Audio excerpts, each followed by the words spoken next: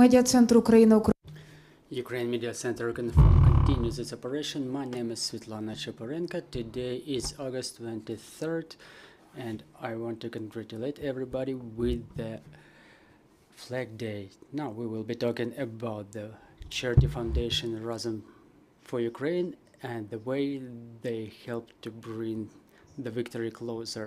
I'm introducing our guests today. They are Oля Yarishniska, co-founder of Razom for Ukraine charity organization, Taras Gatolyak, program coordinator at Razom Heroes in Ukraine, Serhiy Mitrofansky, project coordinator of Cars for Victory in Ukraine, Matvey Suslov, program manager for tactical medicine, and Evelina Korinets, executive director of Razom for Ukraine.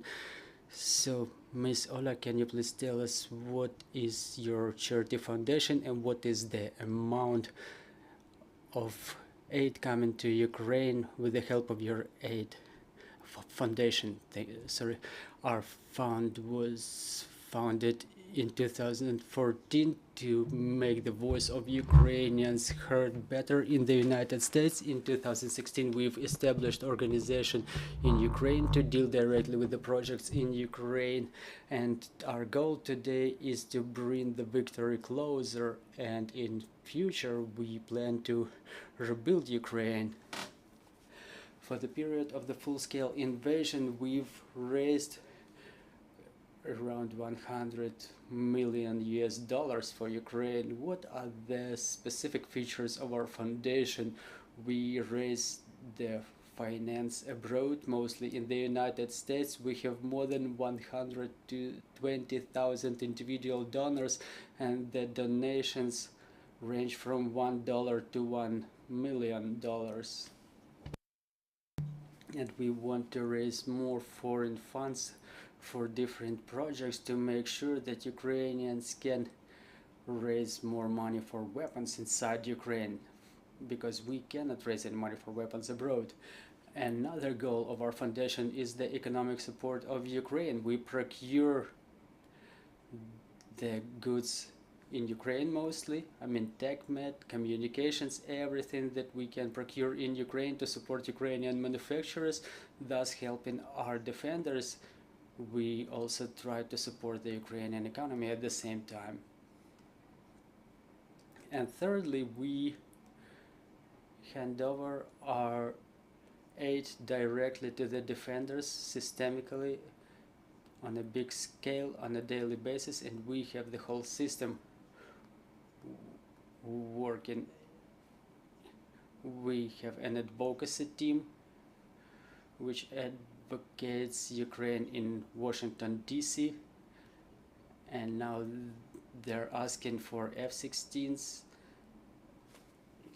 for heavy weapons. It's a complementary team that brings the Ukrainian victory closer day by day too. We have a team called hospitals, which help the medical facilities in Ukraine. The relief department works with the grants for civil organizations, and our main program, Razom Heroes, is the program to support our defenders that was established right on the 24th of February when the full-scale invasion has begun. We've delivered the aid in amount of $45 million to our defenders only within the framework of Razom Heroes.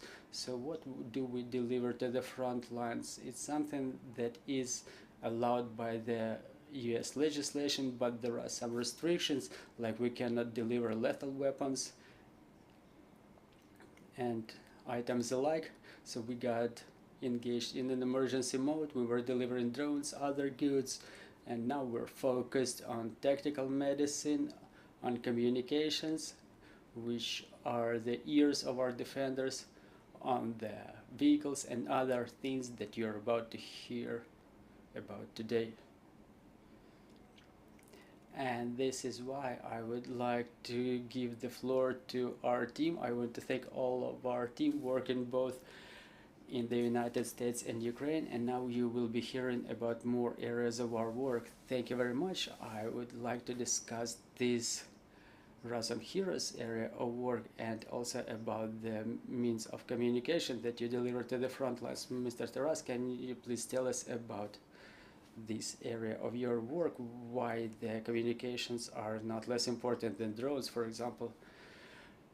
Good afternoon, glory to Ukraine, glory to the heroes. Well, now there is a horrible war being waged by Russia against Ukraine, and every Ukrainian, no matter where they are, whether in Ukraine or the United States, we are all under threat, and this is why all the Ukrainians of the world have united to repel the enemy.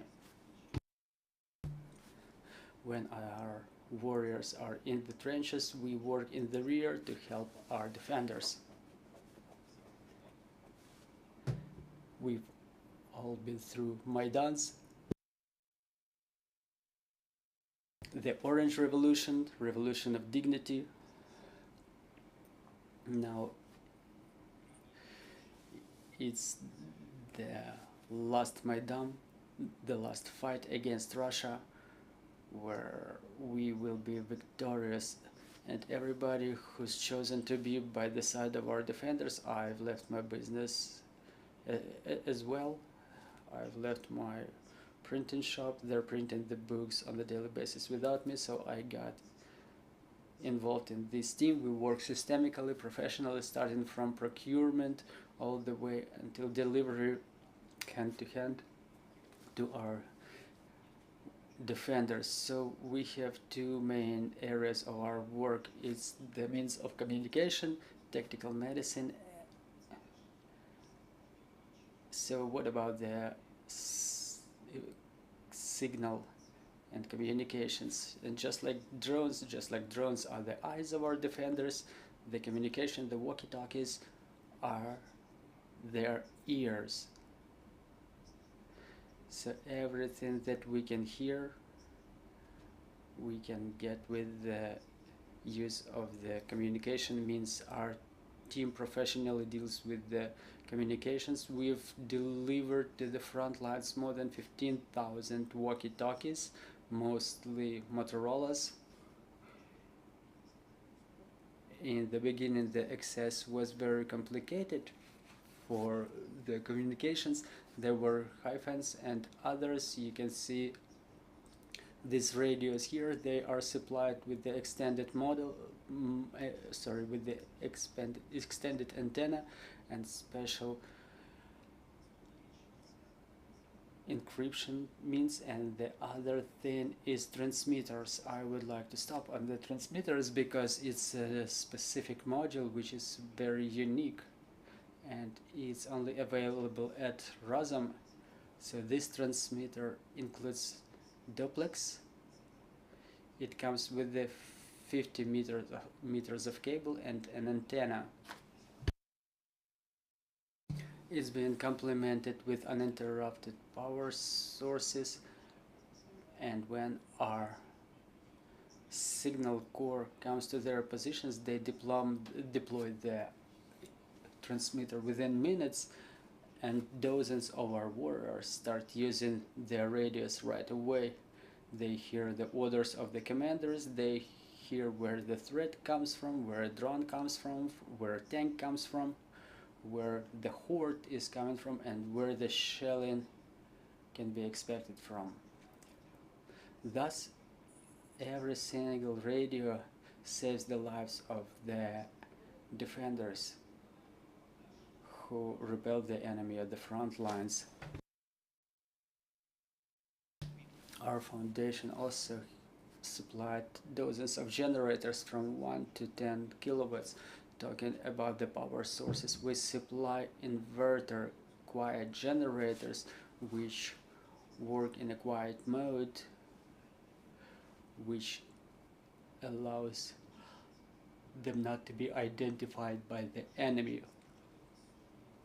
We've also supplied hundreds of uninterrupted power sources like EcoFlows and Bluetti. Now we invest in Ukrainian economy, and we procure Ukrainian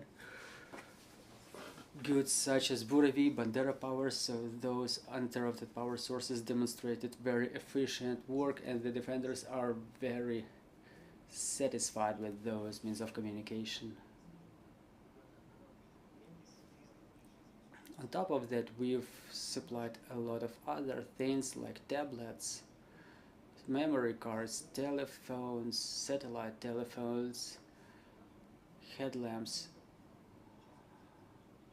Meanwhile, we are here, our drivers are near the forward edge of the battle area, handing over the goods to our defenders.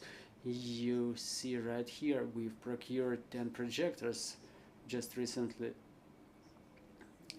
They can illuminate the area up to 3 kilometers, and our defenders may identify drones like Shaheds and others, using which Russia incessantly bombards Ukraine. I would like to mention that with the beginning of the full-scale invasion, we've performed more than 4,500 deliveries to the front lines. It's more than 740 military units. It's military units, hospitals, the police units, security service units, bodyguard units, and State Emergency Service of Ukraine.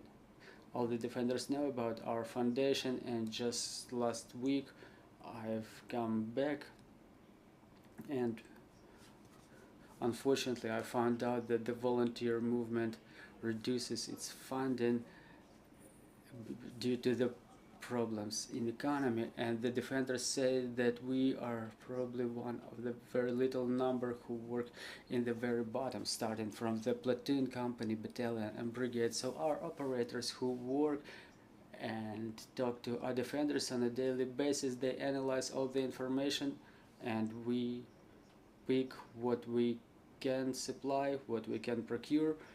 But our director Evelina Korelets will tell you more about the way it happens. I would like to ask you more about the tactical medicine, Mr. Ivan. Maybe you can tell us a little bit about this. I would like to tell a little bit about myself. I'm from Ukrainian New York, Donetsk region. My name is Matvey, and I'm involved in civil activities since I was 14. Our settlement was near the front line since long ago, and it was my honor to be associated with the return of the original name of my settlement. When Russia invaded Ukraine, I was 17 at that age. I had an experience of study in the military polygon where I've trained to be a medic. Then I've got an American NMT certificate. Now I'm 18 and I had the area of tactical medicine in the Razom Foundation. Notwithstanding my desire to become an instructor in a military unit, I was invited to join the Razom family. I've seen the huge amount of technical medicines, and I've realized that using my experience I can increase the rate of survival of our defenders. I'm responsible for setup of the new backpacks and first aid kits. I communicate with combat medics, and I'm constantly in touch with the medical union. We try to improve this area of work and to correct our mistakes. Our team visits the tactical medicine training centers. We hand over the backpacks to the graduates of those training courses. One of the manufacturers of such backpacks is TDI, an American company. In the same way, our foundation has training on the emergency medical aid. We cooperate with such organizations as Pulse, who trains our military in provision of emergency medical aid, because our goal is not only to provide a first aid kit or a backpack, but also to train the people to use them. Tactical medicine area is currently one of the key areas in this war, because we've withdrawn from Soviet standards long ago. Our goal is to provide high-quality medical aid, prevent new injuries, and to ensure proper life of the injured person in future. For us, it's very important to provide tactical medicine because every father and mother of a Ukrainian son who took up the arms to defend Ukraine, that they will not bleed thanks to the tourniquet that we've provided, and a husband of a Ukrainian girl doesn't suffocate because a medic has an occlusive sticker, or a father of a Ukrainian girl doesn't die of hyperthermia because medics had thermal blankets. Unfortunately, I have friends who perished due to non-timely provision of medical aid, so I've learned by myself how important this area of work is. The protocols of the emergency medical aid provision are written in blood. Since the beginning of the full-scale invasion, we've provided more than 96,000 first aid kits, more than 2,000 backpacks that are used during evacuation of the injured, starting from the July. We've supplied about 450 camelbacks and about 190,000 tourniquets, which were added to the first aid kits. We've provided hemostatic means in amount of 31,000, about 40,000 Israeli bandages, 8,200 occlusive stickers, 670 compact bags, 8,500 decompression needles, 200 SEM tourniquets. And I would like to mention that you cannot treat those figures just like figures, because it can be compared to human lives. As to the switching to Ukrainian manufacturers, we use corrugated bandage hemostatic, which has been disseminated upon request. We can see it in the presentation, just like anti-burn bandage, which is added to our first aid kits. For a couple of months we're using Ukrainian bandages, and we've procured the first 1,000 of Ukrainian tourniquets called Siege. To continue working in this area, we are about to procure extend 30 SEM tourniquets, thermal blankets, and other items. Thank you.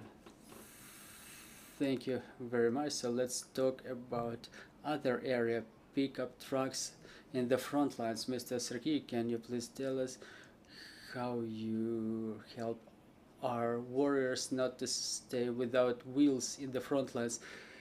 Good afternoon, dear friends. I want to congratulate everybody with the flag, with the National Flag Day. I wish it's being raised in the most of our cities again, including Sevastopol, Donetsk, and Luhansk, and probably once in the Red Square, just to irritate our enemy. You know, the families of our defenders, they started addressing us with this request of the pickup trucks, because this is something that's urgently needed in the front lines. You know, in the front lines, the cars, they save lives. It's no exaggeration. It's evacuation of the injured, it's the supply of food, it's reconnaissance UAVs, it's mobility, which means life. And unfortunately, we were observing that there is a financial problem that fell on the shoulders of the volunteers, of the families of our warriors, and obviously we could not look away from this problem, and we've come up with the project called Cars for Ukraine, under which we supply the wheels, which are so necessary for our defenders. So we use the principle of simplicity here. We've heard a lot from our warriors that sometimes it's very difficult to submit applications, to fill the paperwork properly.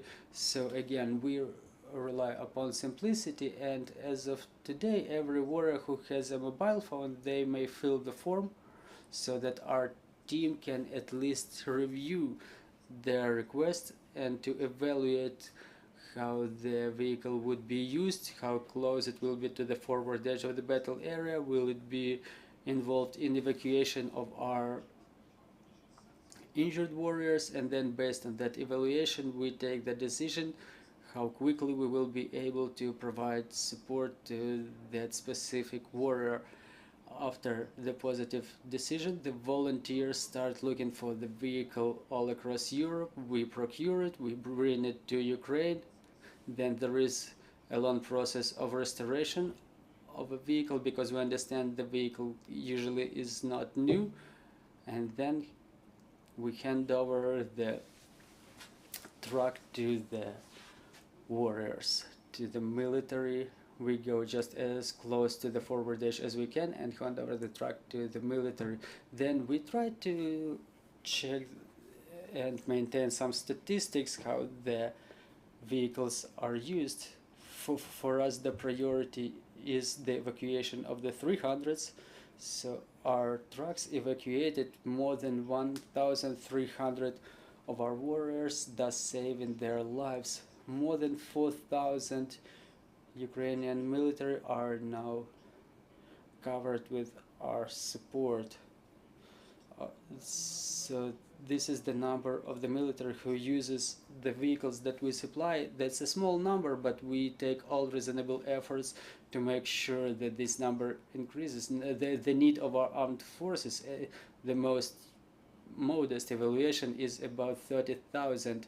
So now we've increased the pace. We deliver one truck per 2 days. You know, we may take a little pride in the trust that we enjoy, our charity foundation enjoys, because as of today 51 trucks were presented to us just by different donors, just for free. Now there is an extensive team working for Cars for Victory. It's Asia, Australia, North America are all got involved in this project. They donate, they pay for the vehicles, and they gift us the vehicles to bring our victory closer. Dear friends, you know, the team takes a lot of effort, so that shoulder to shoulder we achieve victory over the enemy, and I'm convinced that the victory will be ours. Glory to Ukraine, glory to single one of you. Mr. Sergey, you've mentioned that every warrior can submit an application. Can you give us the specific instruction how to submit an application? How long does it take to review it? Well, as to the application, there is a link in our website. There is an instruction. It's quite clear, but again, every application is being very thoroughly reviewed, because simplicity, it contemplates understanding by those who fill those applications. We don't work with mediators, we work mostly with those who are in the rear. We understand that it takes a lot of finance, and we try to deliver this aid where it's needed now, not tomorrow, but when the guys are directly there and when they need this help right there, right now. So those applications are the priorities that we try to cover the soonest possible. Thank you. Mr. Evelina, tomorrow will be 1 year and a half after the beginning of the full-scale invasion. What's your perception? Is the volume of donations decreasing by now, or what is the sentiment of everybody? Well, you know, all the adepts of optimism, they've realized that this war is not for 2 weeks. not until the next Easter or New Year, and we've all realized that it should switch from volunteer activities to professional activities. And talking about the donations, yes, the amount of donations is falling, and due to understandable reasons, is the economy, is the difficult condition of economy, so the donations are falling. We're raising funds from abroad, but someone else's pain cannot be continue for years and years, and we still have to remind all the people abroad what's going on here. But as I've mentioned, our work should be professional. So if we talk about professionalism, we need to be able to forecast what's about to happen. We're realizing that the amount of donations was about to fall, so we've did a colossal work with the structure of organization. We've made changes inside organization to be in compliance with the requirements of international donors. We undergo audit here in Ukraine and abroad to demonstrate the transparency of our organization, to make sure that every dollar, every hryvnia obtained by the foundation, they are used for those who bring our victory closer.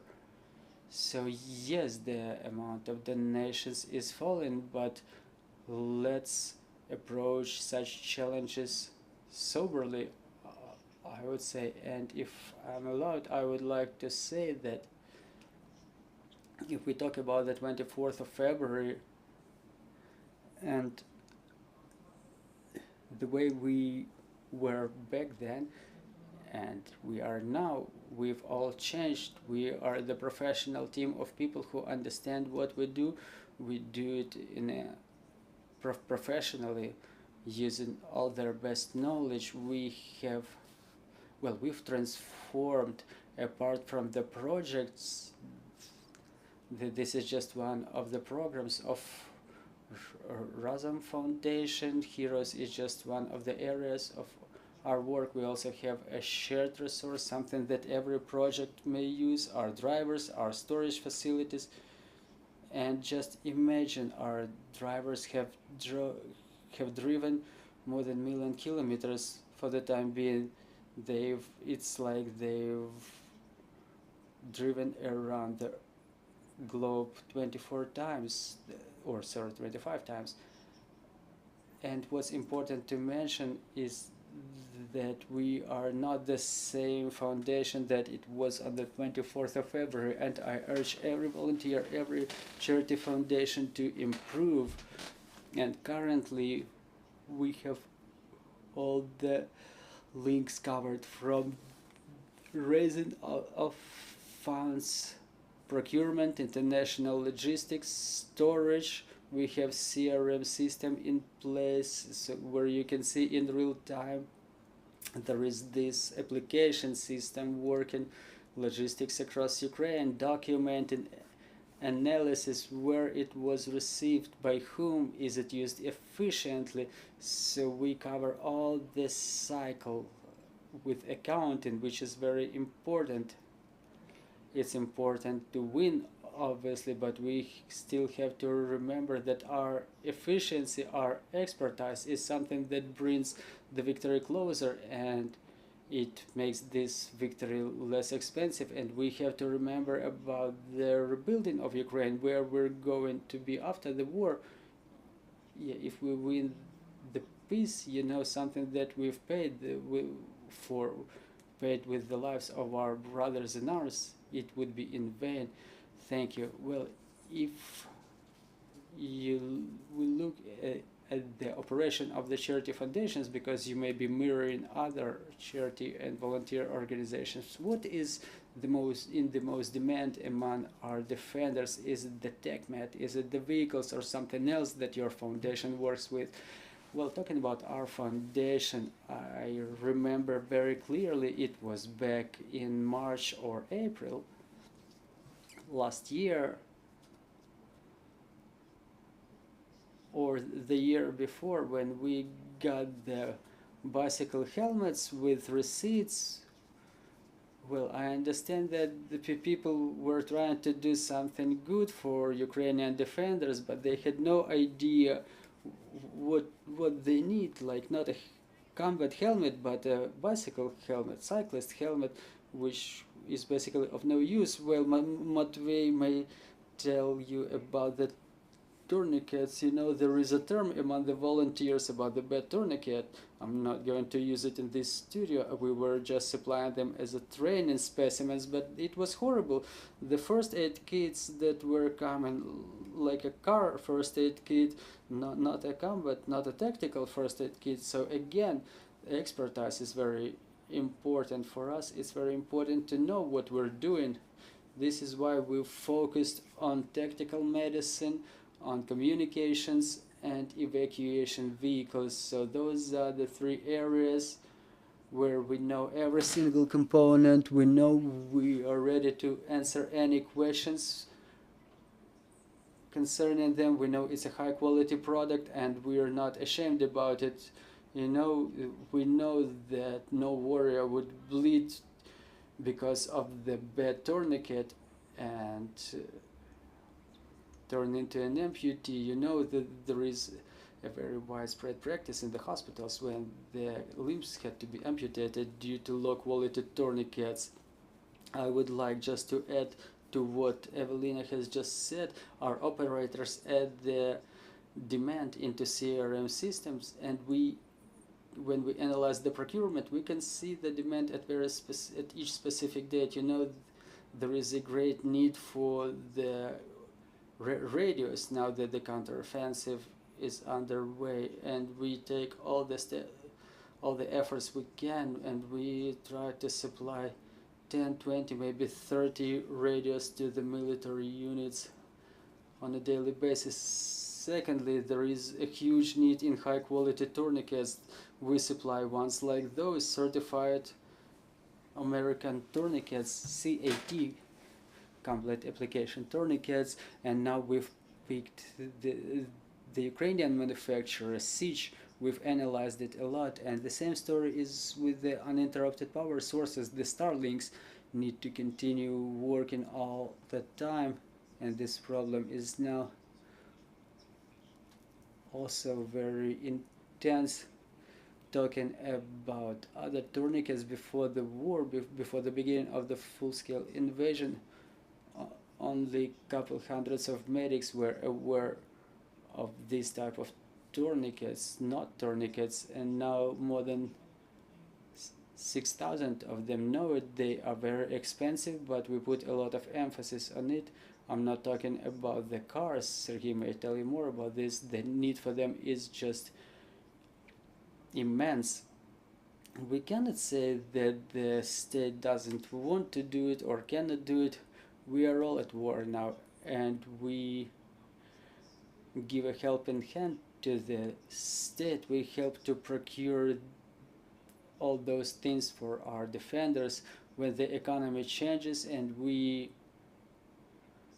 again we've invested in Ukrainian economy more than $1 million by procuring the uninterrupted power sources, tactical medicine. We also have the space food ratios. More than 20,000 meals ready to eat were supplied to the front lines. The laundry systems we've supplied 2 plus 1 is on the way. 2 more are in manufacture, and Ola may tell you more about this. One of the reputed people in the United States donated more than 10 of them, and it all amounts to more than $1,100,000. If I may, I will add a little bit, a small remark. First, you know, the mirroring of the demand of the warriors is definitely in the charity funds, but they're mostly it's mostly reflected on the social media when we see the sorrow of the families of the loved ones. This is something urgent. You remember in the beginning of the full-scale invasion, every page was on the social media was crying, help us with the helmets and body armor. Now we analyze what are the areas mostly covered by the charity foundations like ours or by Ministry of Defense, but some of the areas are still uncovered, and one of the serious areas to be covered is the vehicles, which sucks a lot of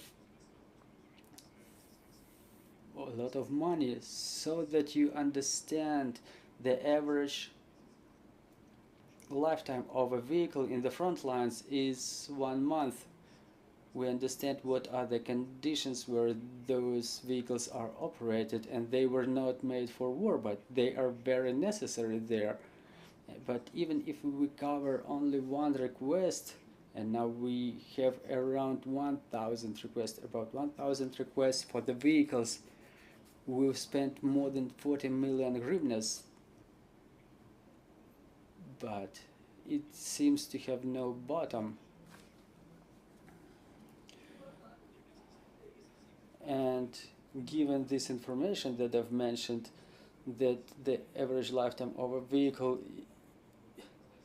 is 1 month, we've supplied one car, and as we come back to Kiev, the guys already sent us a photo of the truck destroyed. So this is something I would like to draw everyone's attention to, including volunteers and the Ministry of Defense. As I've mentioned in the beginning of my speech, the vehicle is time, and time means life. This is something I wanted to add. I also want to tell about the mobile laundry systems with Anton Ptushkin. We were raising funds this summer. It was mostly aimed at the audience in the United States, and people were donating. We were getting emails from the people. People were saying it's very important. During the World War II, many people were dying of dysentery, and yesterday I was in Mykolaiv. We were handing over a truck to one of our defenders, and we asked him directly, is this system important? And he said yes, it raises morale to a significant extent. And on top of that, for the infantry in the trenches, they have different fungi and other diseases, which prevent people from efficiently fulfilling their duties. And again, this is the investment in Ukrainian economy, because those are the manufacturers who readjusted their manufacturing facilities. They export something abroad, but without any proceeds. They just for free make those laundry systems, which can be then offered to the world as a unique Ukrainian product. Thank you very much, dear colleagues. Do you have any questions to our guests? Well, now that we don't seem to have any questions on the floor, I want to thank you for your work, and I hope the amount of donations is not going to fall, but will only grow thanks to your initiative. And Ukraine Media Center Ukrinform will continue its operation at 1 o'clock. Visiting us will be civil organization Opora, and we will discuss the attitude of Ukrainians to those citizens who remain in the temporarily occupied territories. Stay tuned.